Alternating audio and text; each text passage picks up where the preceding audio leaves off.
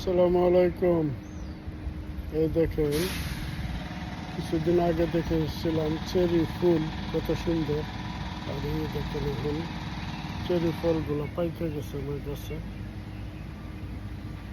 প্রচুর চেরি ফল হচ্ছে,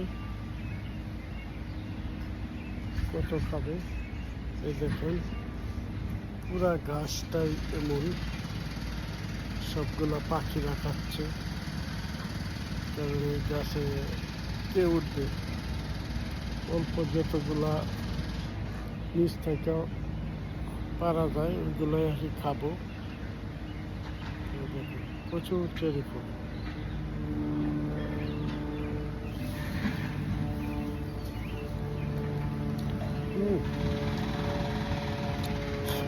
সেই স্বাদ।